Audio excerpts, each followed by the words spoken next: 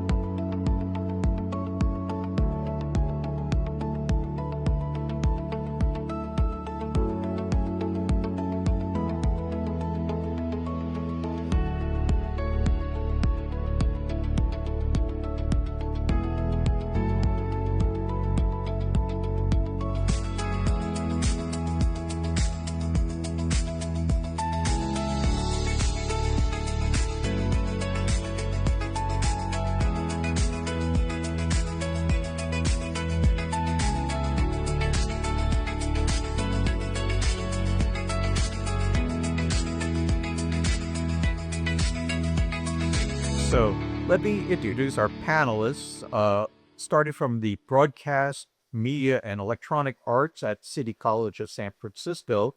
And start with Lorena Bennett. Hi, my name is Lorena Bennett, and I am a student at CCSF BEMA, which is Broadcast Electronic Media Arts.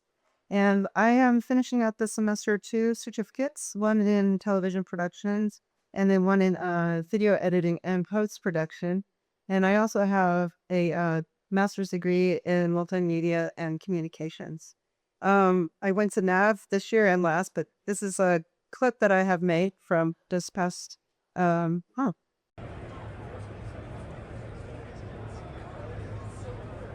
at NAV. Here I am, looking around, getting lost, and let's see what I find. Oh look, you guys see this.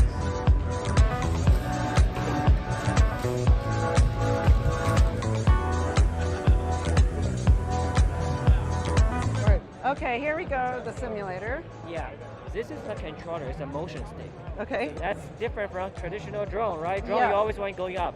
Yeah. No, we want you going low. Oh, you can see it? Yeah, we can see what you see. Very cool.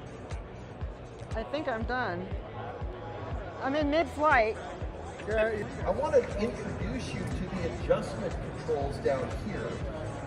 We're just going to do this on the clip level. That's where a lot of the power in color mode is. Do you want to step inside? Sure. It's soundproof?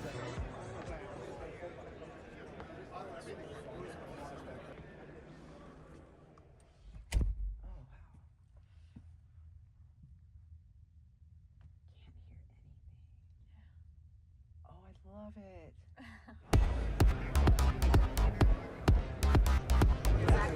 What does that say? These are back and forth.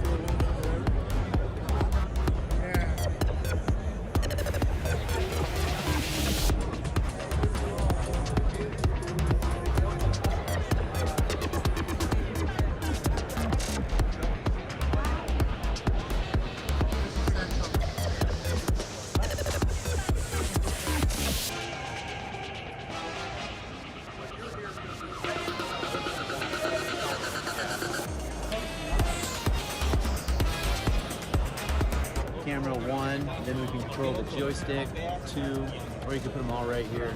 There's 6 cameras, hit this one, you control that. Camera 2, control that. So yeah, this gives you one central place for it.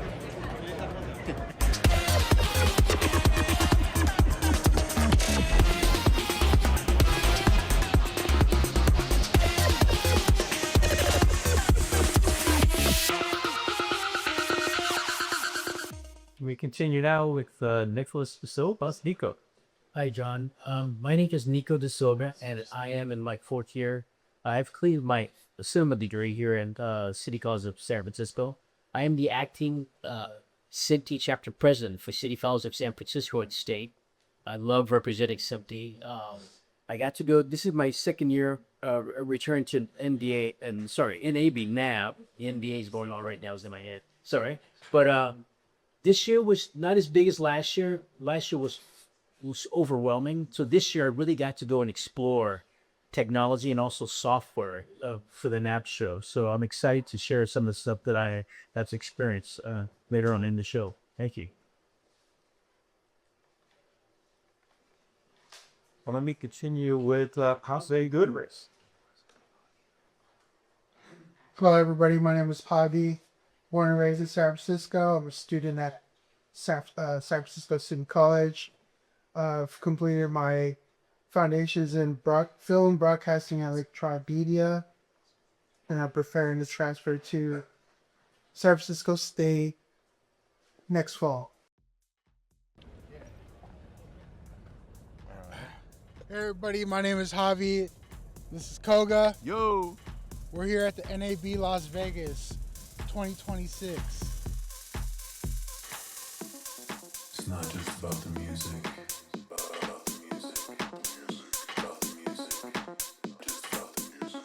It's about the people.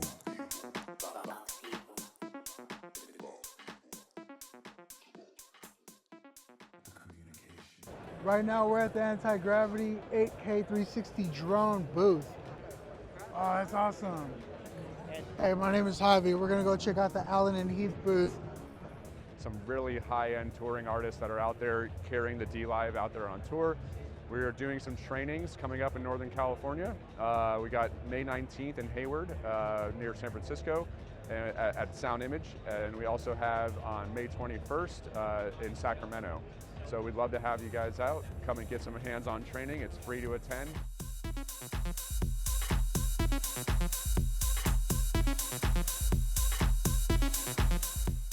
So Javier, how you liking NAB so far?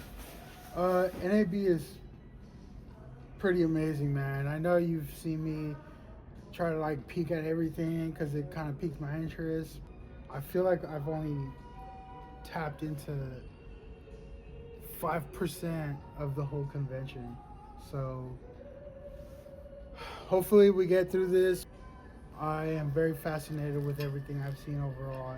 It's just so much information to digest, and I'm coming to a point where I need to zone into what I'm looking for and just like minimize my interest. Even if there's a lot to look at, but I just need to zone into some of the things I really want to check out. Thank you. Koga. Hi, I'm Brent Koga. I'm a student at CCSF and Social State. Yeah. I'm showing you highlights of. There you go.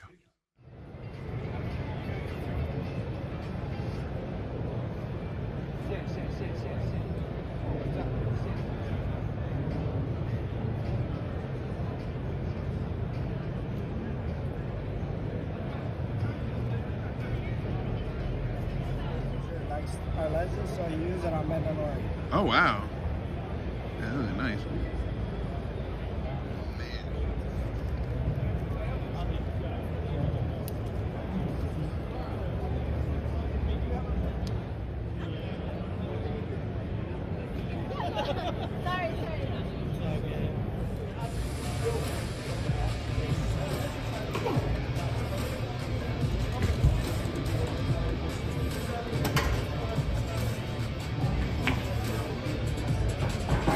All right, well, thank you, Mr. Cruzman. And now I'd like to move on to Zachary Francis, who comes from Cupertino. Hi, my name is Zachary Francis. I am from De Anza College, where I'm the SIMTI chapter president over there. I've gotten my start in media, anything, broadcasting, cameras, production, SIMTI standards, and I've been loving it. And NAB was such a great experience to learn even more, since I only know the elementary stuff. right here we got a video for you of just me and my other SMPTE chapter members playing with a really cool RE camera. Yeah,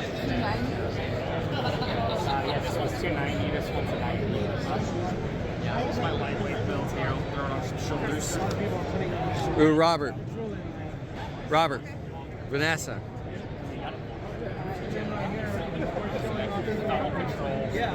Focus right there. We went to a really, this is our first actual lighting. This is so like. This is going to be a picture I got to send to Joy. Oh, this video can get to Joy. Kind of nice for balance. And then every bigger battery for balance.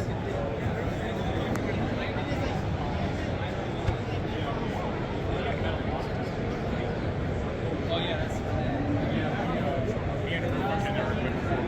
fantastic.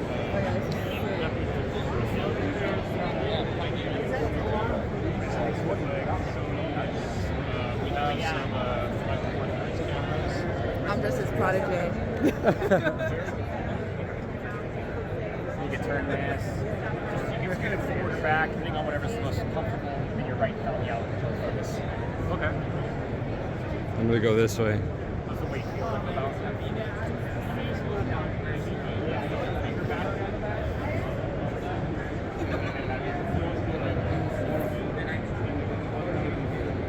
Oh yeah, for the entire show.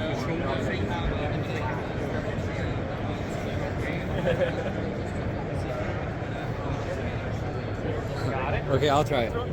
So you go, Robert. Oh god, I gotta take that picture. Let me know when you got it.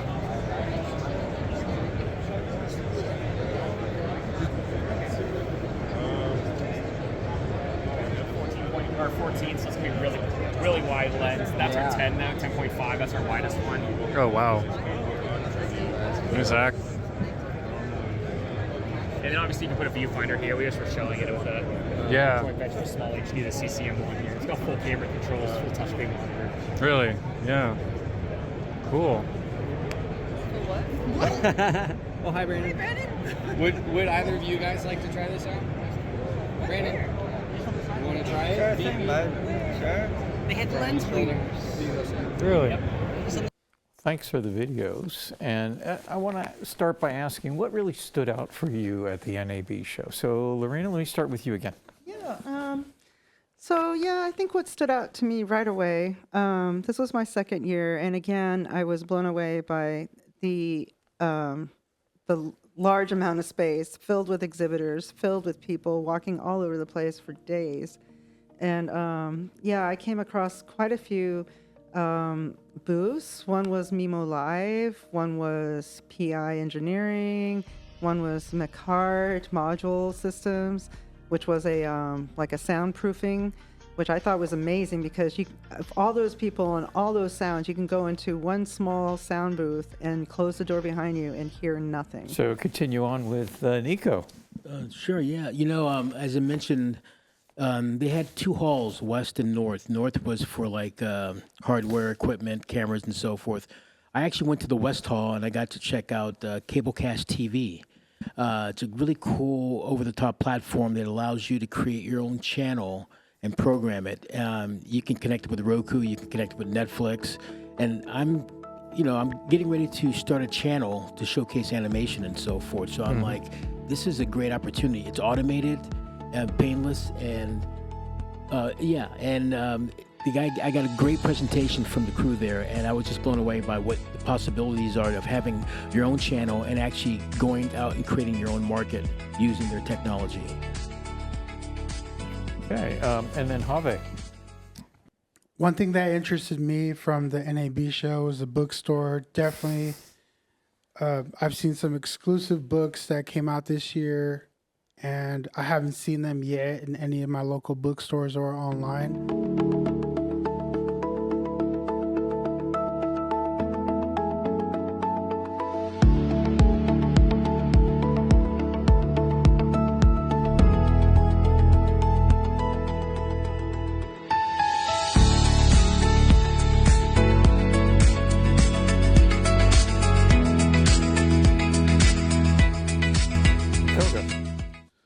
I think for me, this is my first year going. What stood out me the most was the lenses. They're getting more expensive now. One almost costs as much as a Tesla. So it's getting crazy.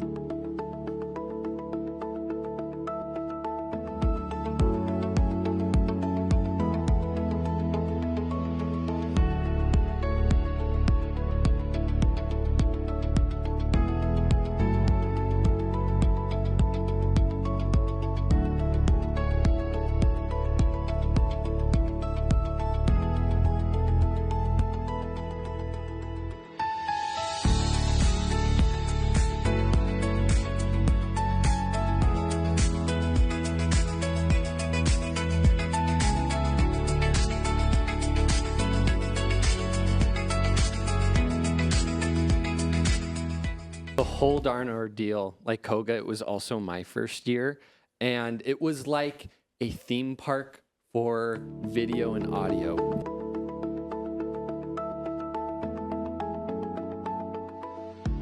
They did this, different companies like Black Magic Design or Canon had these camera petting zoos where they had an array of cameras all pointed at one setup scene with live actors, different things going on throughout the day, professional lighting, and you as a participant could just walk up and try out these.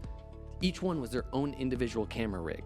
And for me, as someone who's only played with the equipment at our De Anza school, it was an amazing time. It showed me what you can do if you're trying to sell a product. That's what all of those booths were doing. They had actors, and it kind of taught me something on how to reach an audience. So those were some great first impressions, and I was just like, okay, so what was the second thing that you might want to bring up, talk about? So Lorena, let me go back to you. Yeah, sure. So I'm taking a live streaming class here at BEMA, and so we came across Mimo Live, which is a live streaming platform, and the gentleman there, Mr. Slade, showed us around, and he showed us how, what a complicated situation is now simplified. Okay. So everything just kind of goes into one box, and it's just incredible, the switching. But there was an audio guy there as well. They had an iPad that was working. It was actually still, for me, a little complicated, but I believe him when he says that it was simplified, because it just looked like what we're doing here today in class. It was pretty interesting and very relevant. So that's really the trick now, is bringing production so that what was many people become simplified with fewer staff, honestly. And I think you and Nico together also actually took a closer look at Mimo Live, didn't you? Yeah, we did. We got the demonstration from Mr. Slade. He showed us the possibilities of using Mimo Live. I do want to thank their guide help at Nab Show. We couldn't find the booth to save our souls, and this one woman did her best to keep looking for it. She goes, "It's not a booth. It's right over there." And we were able to get our footage in, and so we want to thank her. But, also, too, when you're going to Nab Show, you're finding out the latest and greatest to make your life easier to do what you need to get done. And I'm coming from a cinema major, someone who wants to make lots of movies and so forth. And I hopped over to DJI. I went to Sony first, and they were my only disappointment. No announcement of a new camera. But I went to DJI, and they had a couple of cool products of the focus puller. Oh, Mimo, okay, and then also Mimo Live. I just want to make sure I give a shout out to Mimo Live, because that's what we got to experience with Mr. Slade for doing live streaming. It's probably the best live streaming platform. This to be is able Nico to use. from City College of San Francisco. I'm the president of the SMPTE chapter for CCSF and San Francisco State. I'm here with Michael Slade from Mimo Live, and he's going to give us a demonstration on Mimo Live with Bird Dog. So what we're doing here is we're using Mimo Live to send out sessions from the Creative Labs classroom. There's a guy over here that is managing the audio for the house. He's giving us an audio feed, taking that. If you're used to seeing what a regular production studio wiring looks like, it tends to be very complicated. And you tell the story to help you make your storytellers, and the story is what is sharp. This is extremely simple. So 4 of these are cameras. 2 of these are what we call are these Zowie boxes that take in an HDMI feed and give you an NDI feed. And that's it. That's the entire studio wiring and also powering for all these devices. And so the audio is being fed into there, the video is being fed into there, the video camera controls are run from there. And this show is being recorded locally. We'll then send that file up to the cloud. But meanwhile, we're also showing it on a YouTube live or on a Zoom live feed. Part of what's going on here also is we have an AI flow where we're taking a document given to us by the show, and it's a spreadsheet. We're taking that spreadsheet, and there's an AI bot that scrapes that, pulls out the names of the participants, when they're coming up, and their company names, automatically populates the graphics for the show. So we don't have to type in any of that. That's all automatic, and feeds them into the template in Mimo Live. This is what's being worked on at the moment. These are the sources, and that's the program feed. You can see the audio being done here. This is our rundown over here. And so it's all being controlled through one Mac. So glad you could come by. Thank you. I'm so glad we found you. Got a great program over there. Yes, we do. Yeah. Thank you. Alicia thanks you too. Take care. So I caught your note about Sony, so I think a lot of us are waiting to see what the replacement for the FX9 is going to be. But in the meantime, the FX6 had some nice enhancements, so something to look at. So I want to continue with Javi. Yeah, my name's Javi again. The second thing that piqued my interest was a production card by Innovative. Their production cards have everything I actually need. They had the mounting for the camera, which is a tripod head, a ball 360 head. They had TV mounts on the cart, so I could do a live production, or I could just do my live editing there. There's also the fact that these carts can fold into like a little suitcase, and it was just amazing. Like I actually found it really interesting. And Koga. Once again, this is my first year going. I think what really stood out to me is just the future. One of the things that I'm learning at De Anza is workflow, how to establish a workflow, what the best ways to communicate. And at NAB, it was a great experience to see what software is used, how people communicate, just the overall industry standards. And something specific to De Anza that I really enjoyed seeing were the LED walls. We are in the movements of getting an LED wall in our soundstage.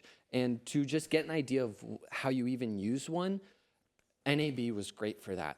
There were trackers, and that was gnarly technology. Or there was this amazing setup with a spaceship, the front cockpit of a spaceship, and all of the depth inside of the spaceship, what have you, was just the LED wall itself. Sure, it's something that you can do with the green screen, but to truly visualize it and have it happen and have the lighting affect the characters and all of that jazz, like, I really got to see that technology and what students at De Anza are going to be able to do, or at least try to do as beginning students, with the real industry stuff shown at the show. And that was just like, as a student, if you want to know what you can do, check out like what the peak, the most that you can do, and then work up to that sort of deal. So it was great to see the LED walls and how they're used, and it makes me more excited for our students to see, what they can do, what spaceships they'll build.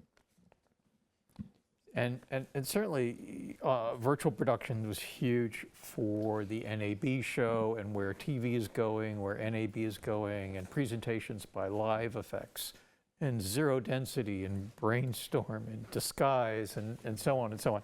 Very exciting stuff, like Symmetry. But let me get maybe one last impression from you then about NAB, something that you saw. Lorena? let's see, something else that I saw was PI Engineering. They have something called X Keys, and they make consoles and what do you call those, joysticks, and everything is well color coded. And the X Keys are they work with other software. They're compatible for like hotkeys. So it's just, it streamlines the work even more. So it's just, for me, it's kind of above my understanding level, but I understand that it is simplifying something that is more complicated. So it's just sort of like wondering what's underneath the hood, but just to see the car, you know what I mean? And it's got its great paint job. That's what PI engineering was for me. You know, it just made it look like a shiny car, and you just want to drive it. You know, you just want to push the joystick around and hit buttons and stuff and just go live streaming all day long. That's what I wanted to do when I saw that stuff. Yeah. That's great. You know, I mean, human interfaces and physical consoles and so on still have a really important place in production. And what PI Engineering and Cover and Stream Deck with the Elgato and Scarhoy would be another example of just really fantastic consoles that allow you to really simplify operations. So, Nico, what would you point out? I'm going to have to say DJI. You know, I took my drone class here at City College, and I have a drone. I have the Mini 4 Pro, but I also wanted to get a focus puller for shooting my films. When I took my classes here at City College, we had to manually focus pull, mark the lens at 2 spots to make sure you had that perfect smooth focus pull from one actor to another. This new device from DJI, it's a focus puller with LiDAR. You can program it with an app and so forth. So as your characters move throughout the scene, it'll automatically remember and it'll make the focus pull perfect. And I got to see an experiment with it, and I was just blown away by it. So it's now on my Christmas wish list, so I can make my movie. There is also the DJI also has a portable generator, which makes absolutely zero noise, which is awesome. So now you can shoot outside and have power to do what you want to get done with the lighting and so forth, and not have to worry about any sound mess ups and so forth, you know, or the generators fighting with your actors' voices and so forth. So, yeah. Sounds good. Javi, you actually got there a day before the exhibits open on the Saturday of the show so that you could attend the SMPTE Innovation. And tell us a little bit about that. Yeah, so I had the opportunity to sign up for a premium pass, and I got there on a Saturday. I got to Las Vegas on a Saturday for the show, and I walked into, I think I walked into the wrong shows because there was a time schedule, and I forgot that I had to go through the time schedule looking at my app. And some of the times related to other booths that I was interested in, and I was looking at broadcasting beyond Earth, building the moon to Mars streaming tech. So that piqued my interest. It was just a bunch of streaming technology that they were talking about, and connecting satellites, connecting devices to stream, or not only stream, just communicate. I think that was interesting. It was like, I was blown away how everything is advanced. I think 2110, the new SMPTE broadcasting, is that what it is? 2110? Yeah, right. 2110. I think that's going to be the leading technology with that too. So I'm very fascinated with that information and the AI services that are coming up. You know, I found it really interesting. Toga, would you continue? Yeah, please. For me, like I said, this is my first year going. Everything just stood out, all the companies, and it just seems like for students it's very overwhelming at first. But when you go there and you go specifically for what you want to do, when you have time to like the interesting stuff that you want to see, you get a lot more out of it. And you know, first I was there for like business, but then after that, this third day I was like there for like pleasure and see what stuff I want to do, especially the lenses and everything, and how, you know, I get to learn all, you know, the capabilities of it and stuff too, and then, you know, see where my future goes in terms of like, you know, this media out space. Zachary. I agree with Koga. It was very overwhelming to begin with. Walking to like again, there were two large. This was There are probably bigger convention centers, but anyways, I didn't know where to go. There were so many booths. But the best pathfinder to know my way around were what trinkets they had on the tables to give out to people. And honestly, that's how I started the conversation and learned anything. Like when I first walked into the convention, I saw a nice pen, grabbed it, looked up, and then I had a great conversation with whatever company about the graphics for live sports, you know, the lines on a football field or tracking the players. Like they were doing live AI King. And it was such a cool thing because I'm like, this is a story I can bring back home to my dad. And that was just a personal thing. And then after that, you walk up to more booths and I learned about storage solutions, something I've never thought I'd need to think about, but of course I do now. Or networking, things like that. One particular conversation that I absolutely loved was a panel that I went to for the YouTuber Markiplier, who just made a $3 million independent film. Really cool. It was a great lesson on how you can just do stuff if you really want to do it. And that's sort of what that project was. And it brought a very large audience of, I guess, people my age, around NAB. After the panel, I ran into some more SMPTE members, people I've never met before, but they looked at our badges and we talked for like an hour or two after that, just networking. And those are memories that I will always bring with me or like have with me that you can only make by getting out there and going to an event like this one. And the way that I got out there, it was hard, but I just started grabbing pens and went from there. Thank you. I'm glad you mentioned AI because actually that was the question that came up from our YouTube audience, which is, you know, did anyone see any interesting AI things at the show? So anyone who wants to speak? I did get one shot. This company was in deep conversation. They were having a private meeting, and I did a couple of still shots about scripting and so forth with AI.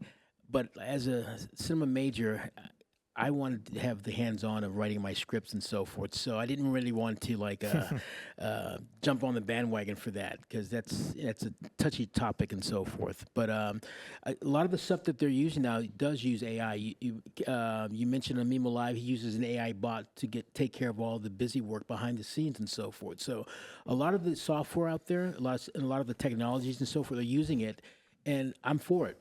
I just think on the creative side of things, I want to do it. I want to do it from a human perspective. Anyone else, AI?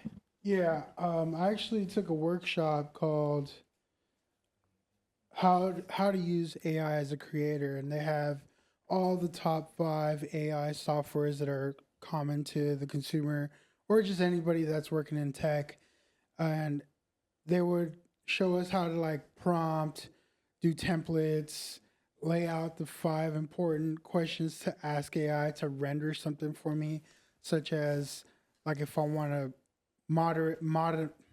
monetize my software or my production, it would show me like, okay, do these 5 templates, send them out to all these 5 AI softwares separately, then combine them, get the results from all 5 AI softwares. And then just evaluate them, you know, and then make something, mix, mash, or copy and paste whatever I liked from that and then send it back, you know. And those are like little techniques that I learned from a person that works at Apple, you know. He's a major educator and he just gave us the spiel of how to do it, you know, and it's good. The fact is that it's a fearful thing to talk about AI when I don't know about it, but it's also a mind-blowing, expanding information. Whereas if I know how to use it, I'd get to certain levels or get to different spaces. Of course, if nobody knows this, it's the fact that when I use AI the first time and I don't know what to prompt it, it's going to give me like a whole bunch of spiel. Like it's just going to give me everything from world sources, you know, like everything. But if I condense it to something different and like make it minimize and send it prompts or information that's going to give me a specific information, it's going to give me that. So I'm very thankful for having that. And as a SMPTE member, the treasurer as a SMPTE member, I'm learning how to broadcast, and I'm learning how to be a content creator or just a streamer. I've also took a streaming class, which is LinkedIn for social media, and how to brand myself, how to connect with people, make my network. And I thought it was pretty interesting how they gave me that information. And I could only get it at NAB. It's very condensed workshops there. It's like once in a lifetime workshops where I could meet state of the art people there, and they'll just give me everything I need, and it's worth it. So, another question from the YouTube audience is, NAB is giving you a little bit of the reality, right? It's like this is the equipment people are really using. These are a lot of professionals that are attending the show. Do you feel like your classes that you're taking right now at City College, San Francisco, at De Anza College are preparing you for this industry? Oh, definitely. I mean, in school, I'm allowed to have state-of-the-art industry standard software, even if it's 5 years old. It's still the standard. It doesn't matter if it's 6K, 8K, as long as it streams HD and it's capable of going online. It's a good image. It streams properly. Right now we have these Panasonic cameras and they're amazing. They probably don't make them anymore, but it's good enough. The thing is, what I want to say about the YouTube content creation is it's accessible, and it's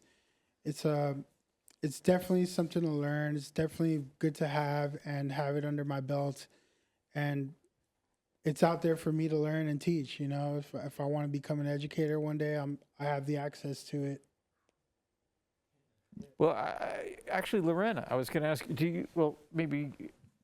I'll start with you, but would you recommend that students go to the NAB show based on having been there yourself? Yes, I highly recommend it. I think it's an eye-opener to what you're about to step into as far as a career.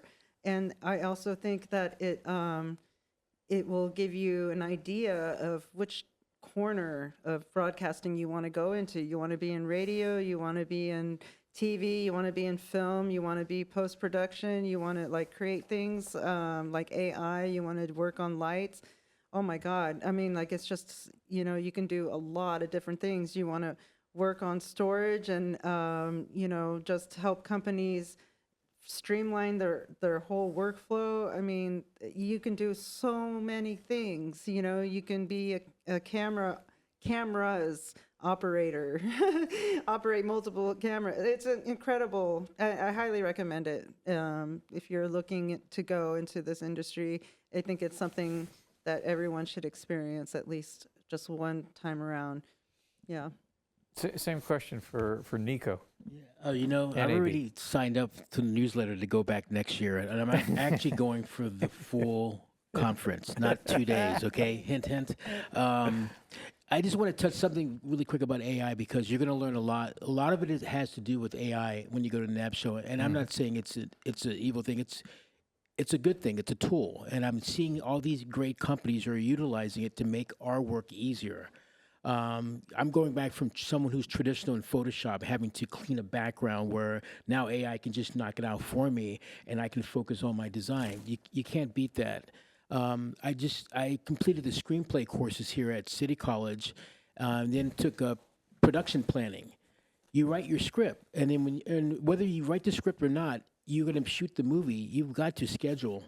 You have to create a schedule, and you have to do a budget. And what happens is it allows you to use AI to break down the script easier. If you had to do it by yourself, it would take you probably 2 weeks.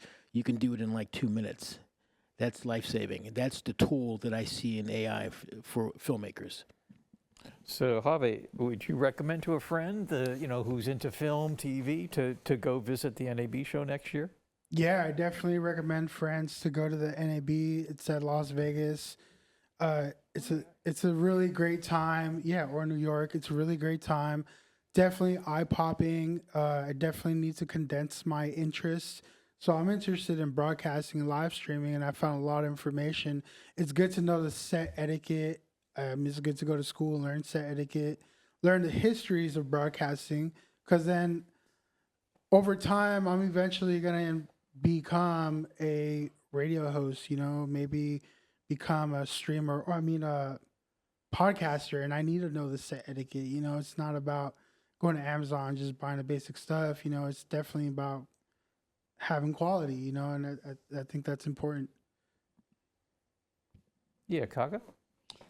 For me, I definitely would recommend any student who's part of EMO or any student who's part of like this major to like invest in something like this, because it was not only eye opening, but I learned so much from just going around each booth and just soaking in all the information, and not only the free stuff, but just to see what's out there, and expanding my mind in terms of like what the future holds. Zachary? One of the De Anza SMPTE chapter members that we brought with us, there was 5 of us total, was a screenwriting major. They know nothing technical. They're now interested after NAB, and I think that's the point that I'm trying to go towards, which is you don't need to be a tech-savvy person to enjoy NAB, National Association of Broadcasters. You just have to be ready to learn and willing and wanting. You don't need to know your specific niche. I don't, but I do know that I'm raring to learn, and NAB was such an awesome opportunity for that. Any opportunities that you do have in general to learn, you should take. They're in front of you right now. NAB graciously was in front of me, and I really hope that it's in front of so many more people to get to learn what the industry is up to today, so you can learn what you want a bit more. And one more thing about the trinkets that I grabbed and all that jazz. Me and those members gathered them all into a big pile, and now we love giving them away during our SMPTE chapter meetings to the members that show up. It's a little bit of NAB that we brought back for others, and I think the reason why we want to do that is because it is an accessible thing. It doesn't sound like it, Vegas or New York. I don't live in either places. You have to make a trip out of it, but you just have to make it happen. You have to want to learn, and it will. Was that interesting for people going to Vegas? Or anyone Vegas for the first time? It wasn't my first time, but first time unsupervised. Okay. And okay. Nothing crazy happened, of course, but it was definitely a new environment. For example, there was, I believe, a NAB hosted mixer after the first opening night, and my colleagues and I went to it, and it ended up just being a Vegas nightclub, no mixer involved. So it's just things like that, learning experiences. But overall, like the people that I did meet, it was great. What happens stays in Vegas. I took away the learning, and that was great. How was your experience? Any more comments on Vegas, Ben? Sure, go for it. Oh. I mean, other than that, it was pretty good. I didn't get in too much trouble. My experience was pleasant. I've met a lot of industry people. I've met the Allen and Heath booth operator who's from the Bay Area, and he suggested I come to his workshop with Allen and Heath, and I thought it was interesting, yeah. We stayed at the Sahara Las Vegas, which was on the monorail thing, which I recommend if you can get a spot that's on the monorail. It makes it easy to get to the convention center and back. And the Tesla Loop is hype, all hype, okay? Don't even think about using it. And I did make a friend with a slot machine in our hotel. Okay. Yeah, I made a killing, like $6,000. It carried on to the airport, and I won another $2,000. But anyway, yeah, I'm coming back. Not lying. For Nab. I'm going to hitch a ride with him because, yeah, he treated us really well when he won those. He took us out for dinner. So that was like a special, unrelated thing to Nab. But yeah, anyway.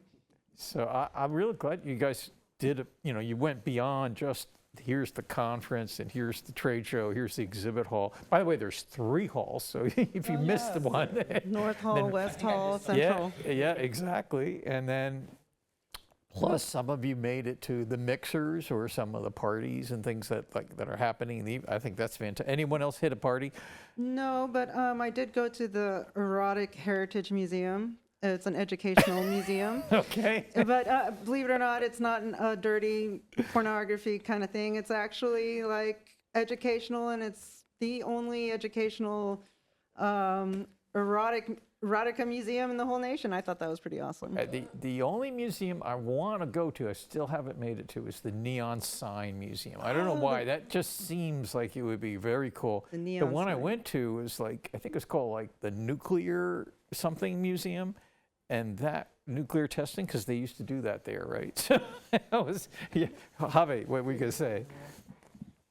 When I first arrived on Saturday, I took the public bus from the airport to our actual hotel. And it was pretty convenient because the bus goes all down the strip and it's cheap, I mean, hauling my backpack and that's about it. It's pretty efficient. Oh yeah, we had pancakes. What was it?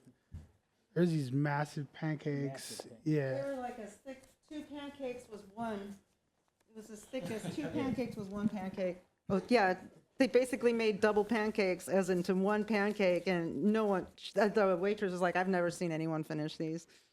So besides the basically, we ate pancakes, good you in have the to tell me, neighborhood. I have to find out where those are, but also the monorail, that's a good tip. The bus that just goes down the strip, easy to use, that's a good tip. So And also, when you arrive at the airport, there is a shuttle you can pay round trip. So it'll take you to your hotel. It goes all around for all the hotels, and it'll give you a pass to go back. And I took it to go back to the airport. So there's ways to go there where it's affordable, and you can still experience NAB for free. So definitely, if you get a chance, go to NAB next year for sure. Yeah, it's definitely good to budget ahead. Definitely good to budget ahead. There's some fees that I got caught up with, and I dealt with them.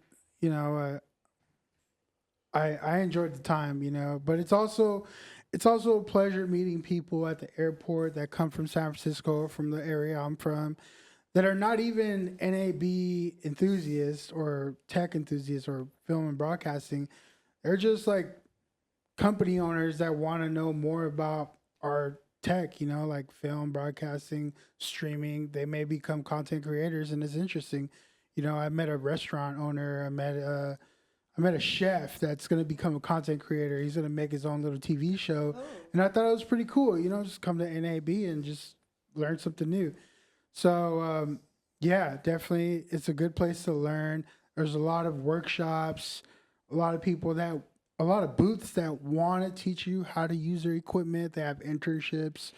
And, yeah, it's just a vast lane of information. So, something about learning about Javi, he knows how to network. He's already got a connection. You're going to check out this guy, Alan Heath, with the workshop thing happening after the show. And very cool. I like it. Yeah.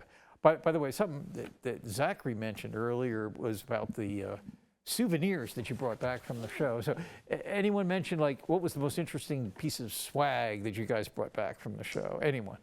I'll say before NAB, I knew of the equipment that we used at De Anza. We have used it, for example, we have a set of anamorphic lenses, and I really liked them. But at NAB, I actually got to go up to the vendors and put a face to a name. Not particularly the CEO, but you get what I mean. And I would say my favorite trinkets that I got were the anamorphic lenses that we use at De Anza. I got a really cool bag from that brand. They're Siri. And we also got a new set of lenses by a company named Nisi, some really awesome sharp spherical lenses. And I got some stuff from them too. So if there's anything that I kept from the show, it were those 2 things, and everything else, so many bags from Nikon, Fujifilm, little pins, pens, chapstick, not giving that away. But Okay. But it was nice. Oh, something that I did pay for though, you were talking about the bookstore. I'm transferring to California State University of Northridge for cinematography in the fall, and I bought myself the American ASG, American Society of something like that, cinematographers, ASC.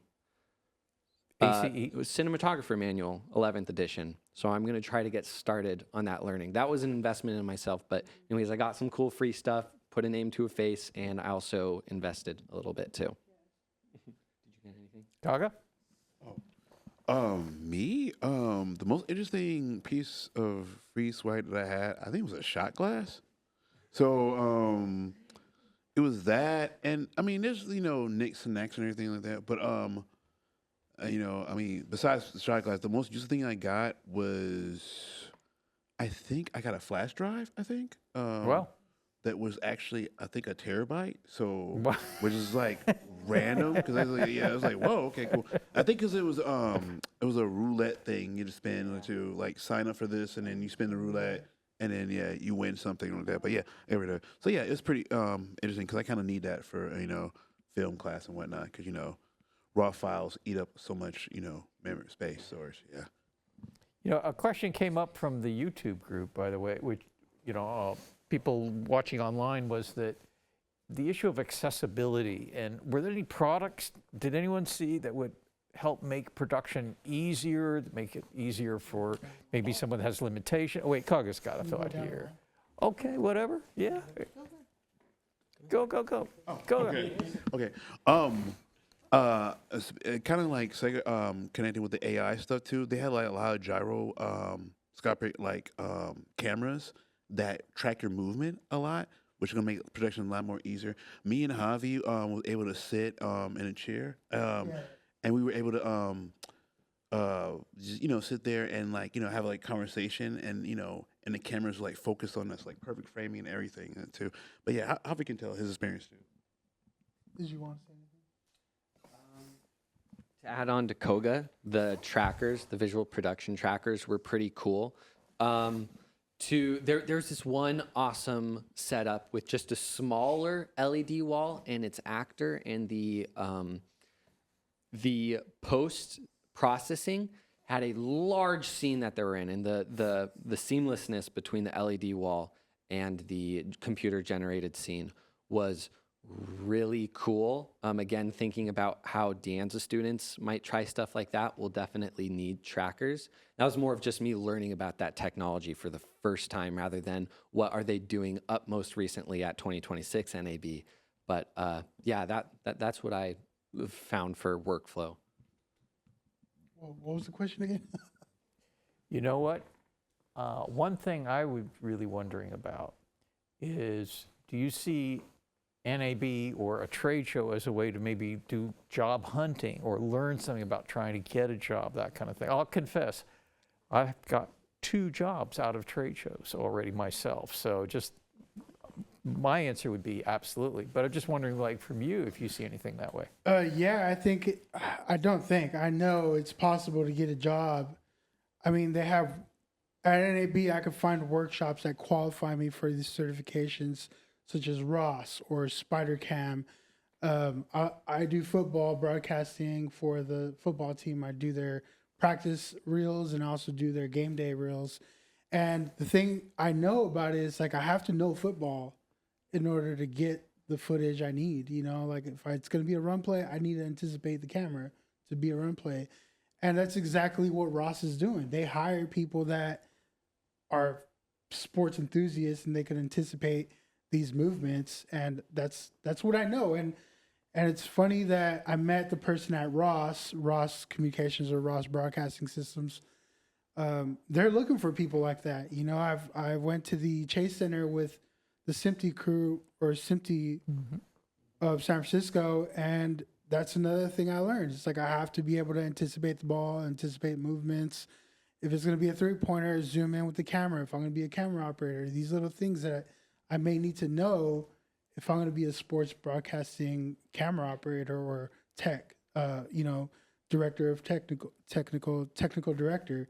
These little things I may need to be able to learn and know to get that job. So it is available. It is accessible. And you mentioned the Chase Center, and Pac-12 and some of these other facilities are all SMPTE 2110 now, which is kind of this new direction in terms of the way infrastructure can be designed. So anyone else on the job finding I tried, and the NBA was there. They were outside of the West Hall in the main lobby area, and you had to make 3 free throws. I made all 3.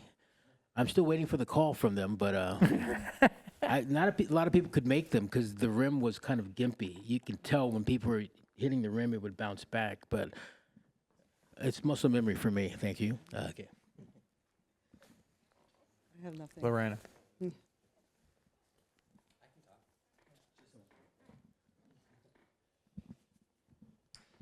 Long-term jobs, I was just trying to get my foot in the door to begin with. So to network with people with the intent of seeing if I can work at that company, that was a bit hard. There was one time where there was, in the video at the beginning of our presentation when we were playing with that camera, I got super scared because there was someone with their name tag and it actually said DP on it, Director of Photography. I'm like, oh my gosh, that's probably someone I wanted to talk to, but I was too nervous. But the NAB and these opportunities as themselves, like there are a lot of people working. There's a lot of people walking around like us, but there's also a lot of like people working where you can get a foot in the door that way, same as you want to get your foot in the door as a PA wherever. When we went to the Chase Center, they were saying the same thing where they're like, if you want to work at this stadium, just get your foot in the door and then we can talk about actual jobs. At NAB, there were baristas giving coffee to executives, and that's how you can start that conversation. Or, be one of the actors at one of the petting zoos, things like that. Just find any possible way to get your foot in the door first. That's what I was trying to do. My foot in the door was just simply going to NAB. Others could possibly be working at NAB. But just the tiny steps, just like that. I bet John has different experiences with landing full-on jobs. Yeah, Nico. I do have one suggestion. If you do go to the NAB show next summer, next spring, make sure you have your badge scanned everywhere you go. It's really important because they do reach out to you. There's a QR code on your badge for a reason. They want to know who's coming. They'll send you details and so forth. So if there's something you're interested in or you're looking for a job to work with a particular company, let them know and they'll scan your badge and so forth. And they were really friendly to do that. That was really cool about that. I'm getting stuff that keeps coming in, and there's things that's piqued my interest for filming as I get ready to make my feature film that's going to help me, so I can always reach back to them. There was a company from South Korea that takes video and they can multiply up to 4K. And that was kind of cool. I talked to one person. 5 days later, they were back in South Korea, and they sent me an email and asked me for one clip to do a test. So, yeah. Any more suggestions for people thinking about going to NAB or a trade show next year? Any more suggestions? Any more thoughts? Yeah, Koga. Come with it like a game plan, like itinerary. Going there and not doing your research beforehand, it can be pretty overwhelming especially for your first time too. But now not knowing going there for the first time and going my second time, I'm going to go again next year. I'm gonna definitely see what company's going to show up first and so too, and definitely hit those first, and then and definitely just soak up in a lot more than usual.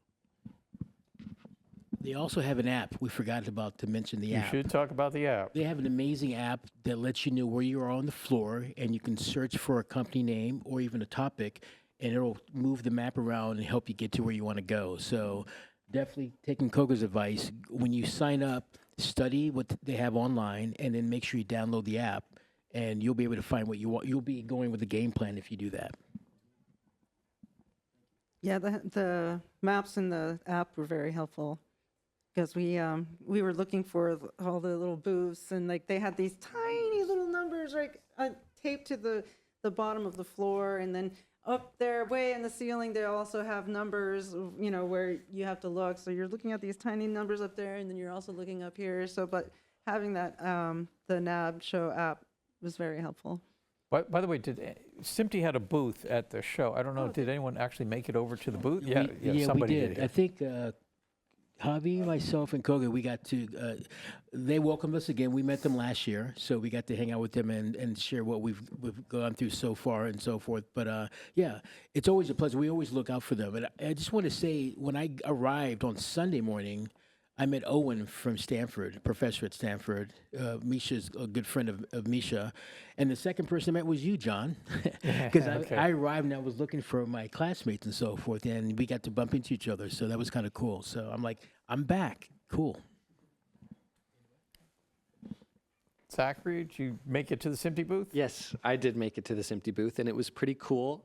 They had pens of their own, so I got one in my favorite color, red, but overall it was very nice. I met some really awesome SMPTE members. Like, it was my second time meeting Mark Zorn of Marvel Studios. I met I believe, correct me if I'm wrong, the executive director of SMPTE, who was manning the booth, and that was pretty cool. It was really nice to see our colors just in the grand scheme of it all. We had our spot in there too. Again, very cool. There's some really cool SMPTE pens. If you ever go to one of these conventions, please visit our booth because we got some nice stuff for you. Javi? Yeah, so correct me if I'm wrong, but I know SMPTE's been around since 1920. A little bit longer. A little bit longer. So right next to SMPTE booth, 1920s, sounds right. right next to SMPTE booth, they had the old Nagra recorder, sound recorder. They had the old slate. It wasn't a time code slate, but they had all these old antique vintage gear that I seen. I'm like, whoa, this is all related to broadcasting. And I thought it was interesting. It's like really cool how SMPTE was like one of the leading booths at these national exhibits, and it just expanded to something massive, you know. And you could see that SMPTE was like the first booth you see when I walked into the convention. It was like SMPTE booth. That was the first booth, and then it just beyond that it just expanded. So it's really cool to know the history and learn the history of SMPTE. So Thank you. SMPTE's made movies and television possible because you need standards so that, you know, you make a film and that can go on anyone's projector. So the beginning was sprocket holes for the film, and then eventually it's, you know, the different formats required for television, for color, now for getting video over IP with the SMPTE 2110. So these standards are absolutely essential. So yeah, it's been a fantastic history. And other groups were there, the Society of Broadcast Engineering, the Audio Engineering Society. All of these groups are open and either free or relatively inexpensive for students to go. And then also conferences. So in addition to the NAB conference, SMPTE has its own conference. I believe it'll be November this year down in Pasadena. And then there's Cinegear coming up at the beginning of June, and that's a pretty amazing show. If you like things like innovative carts and stuff like that, that I'm is the attending show for Cinegear, innovative actually. carts, you know, so that kind of thing, yeah, great. Plus, there was a lot of discussion about the various schools, about San Francisco State University and so on. Northridge was mentioned and so on. So a fantastic website that's available on the Cal State Entertainment Alliance, the CC. It's a really great resource. And of course, SMPTE, the SMPTE.org site is a fantastic resource, and SMPTE is free for students for the first year. So I think it's a good thing to wrap up. And so really appreciate everybody's time today. And just thanks for my panel very much. Appreciate it. Thank you. I got it.